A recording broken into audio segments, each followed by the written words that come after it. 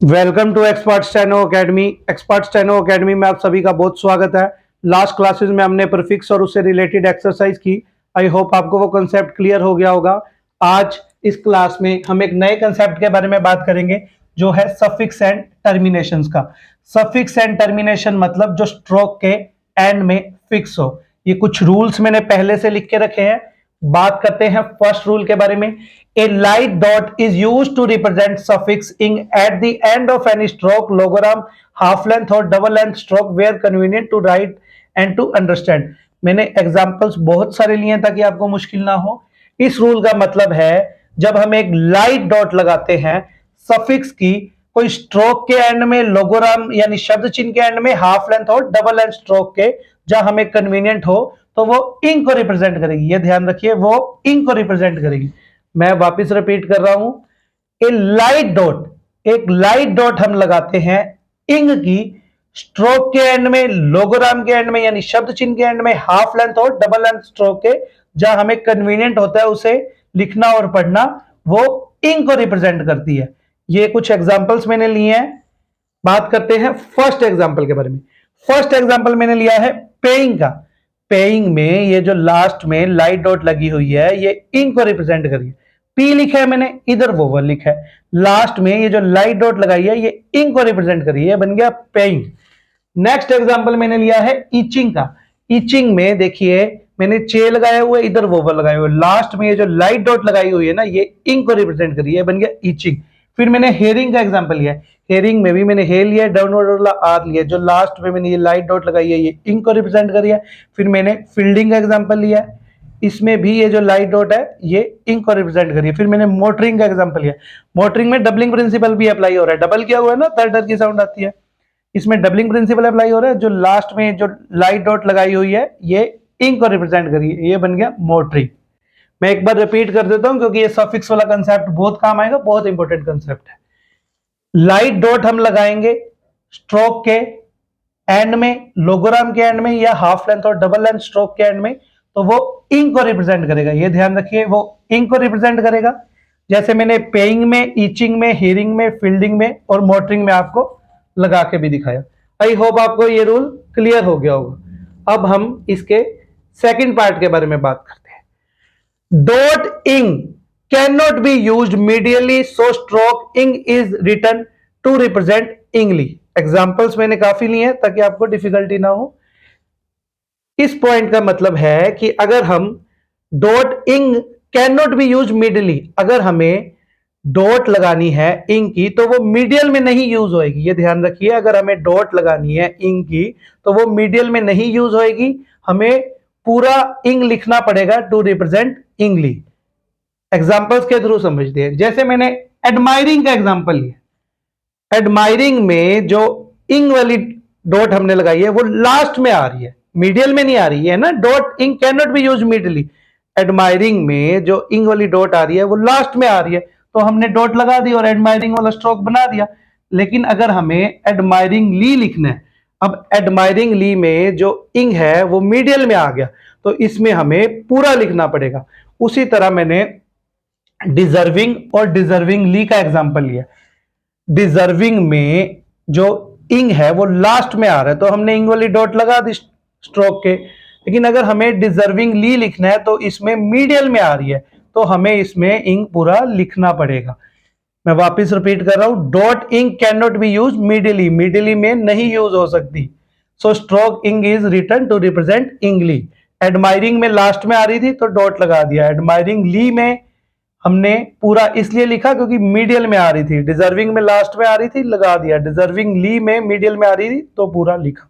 I hope आपको ये clear हो गया होगा। अब हम बात करते हैं सेकंड रूल के बारे में। वेयर इंग is represented by a dot, इंग्स would be represented by a dash. Examples मैंने काफी लिए, डिफिकल्टी ना।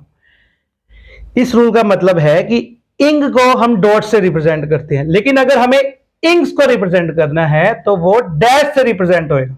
इंग डॉट से करते थे, इंग्स को रिप्रेजेंट करना है तो वो डैश से रिप्रेजेंट होगा। जैसे मैंने एग्जांपल्स लिए हैं। फर्स्ट एग्जांपल मैंने लिया है ईचिंग्स का। ईचिंग्स में ये इंग्स आ रहा है ना, तो हमने डैश से रिप्रेजेंट किया। इधर मैंने वोवल लगा दिया, इधर चे लगा दिया, फिर इंग्स आ रहा था, इंग्स आ रहा था तो हमने इसको डैश से रिप्रेजेंट किया। नेक्स्ट एग्जांपल मैंने लिया है स्क्रैपिंग्स का। स्क्रैपिंग्स में इंग्स आ रहे हैं ना, लास्ट में ये हमने डैश से रिप्रेजेंट किया। इंक डॉट से रिप्रेजेंट होता है, इंक्स डैश से रिप्रेजेंट होता है। फील्डिंग्स, फील्डिंग्स में भी इंक्स आ रहा है, इंक्स डैश से डिनोट होता है, ये मैंने डैश लगा दिया। आई होप आपको ये क्लियर हो गया होगा। अब हम बात करते हैं थर्ड रूल के बारे में। Some words as LIT, jority, vality, barity are written by disjoining the strokes. ये ध्यान रखिए, बाय डिसजॉइनिंग द स्ट्रोक्स। जैसे मैंने एग्जांपल्स लिए हैं, जैसे नोवेलिटी का एग्जांपल लिया, नोवेलिटी में हमने डिसजॉइन किया हुआ है, डिसजॉइन करने के कारण इसमें ये लिटी पड़ा जाएगा। जैसे मैंने इधर एन लिख दिया, इधर वोवल लिख दिया, इधर मैंने वी लिख दिया, इसमें जो डिसजॉइन किया हुआ है ना, उस करके इसमें लिटी पड़ा गया। उसी तरह मैंने मेजोरिटी का एग्जांपल लिखा है, मेजोरिटी में एम लिख दिया, जे लिख दिया, एम और जे को मैंने डिसजॉइन किया हुआ है, डिसजॉइन करने के कारण इसमें ये रीटी पड़ा गया। फिर मैंने फॉर्मेलिटी का एग्जांपल लिया, फॉर्मेलिटी में भी मैंने डिसजॉइन किया हुआ है, डिसजॉइन करने के कारण इसमें ये लिटी पड़ा गया, डिसजॉइन किया हुआ है ना दोनों को। फिर मैंने बारबेरिटी का एग्जांपल लिया, इसमें भी मैंने डिसजॉइन किया हुआ है, डिसजॉइन करने के कारण इसमें ये लास्ट में रीटी पड़ा गया। आई होप आपको ये क्लियर हो गया होगा। अब हम बात करते हैं फोर्थ रूल के बारे में। मेंट इज एक्सप्रेस्ड एज, मैंने बना के दिखाया मेंट, एग्जांपल्स लिए हैं देखो मैंने। अब मैंने फर्स्ट लिए सेंटीमेंट, सेंटीमेंट बनाना है तो हम इस तरह से मेंट रिप्रेजेंट करेंगे, जैसे मैंने इसमें बना के दिखाया। फिर मैंने एग्रीमेंट का लिया, एग्रीमेंट में हमने इस तरह से मेंट बनाना है, ये मेंट मैंने बना के दिखाया ना, ये मेंट इज एक्सप्रेस्ड एज, इस तरह से मेंट। मैंने आपको सेंटीमेंट और एग्रीमेंट बना के दिखाया। But in some cases small N as N is written to represent man. जैसे हम मेंट को एक्सप्रेस करते हैं, हम इस तरह से मेंट बनाते हैं, जैसे मैंने आपको सेंटीमेंट में बना के दिखाया, एग्रीमेंट में बना के दिखाया। बट लेकिन in some cases small N has N is written to represent ment. जैसे अब हमने इंप्रिजनमेंट बनाया, मैंने इंप्रिजनमेंट बनाया, उसमें मैंने एन यूज किया, ये लिखा है ना, in some cases small N as N. Imprisonment में मैंने मेंट को डिनोट करने के लिए एन यूज किया। फिर मैंने कमेंसमेंट का एग्जांपल लिया, कमेंसमेंट में जो मेंट को रिप्रेजेंट करना था ना, वो मैंने ये स्मॉल एन से किया, ये है ना, ment is expressed as ment. For example ये मैंने आपको एग्रीमेंट सेंटीमेंट का बता दिया। But in some cases small N as N is written to represent ment. जैसे मैंने इंप्रिजनमेंट में किया, कमेंसमेंट में भी मैंने स्मॉल एन लगा के मेंट को रिप्रेजेंट किया। फिर मैंने रिफाइनमेंट का एग्जांपल लिया, रिफाइनमेंट में भी जो मेंट को रिप्रेजेंट करना था वो मैंने स्मॉल एन से किया। आई होप आपको ये क्लियर हो गया होगा। अब हम बात करते हैं फिफ्थ रूल के बारे में।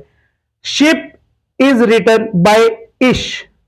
शिप को अगर हमने रिटर्न करना है तो हम इससे करेंगे। जैसे मैंने फ्रेंडशिप का एग्जांपल लिया, फ्रेंडशिप में जो हमने शिप को रिप्रेजेंट किया हुआ है वो इश से किया हुआ है।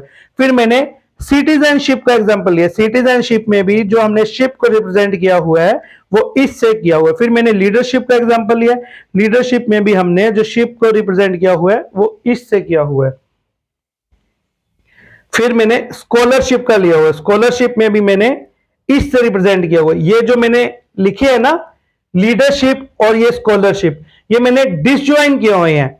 इसमें हम ज्वाइन करके भी कर सकते हैं और डिसज्वाइन करके भी कर सकते हैं।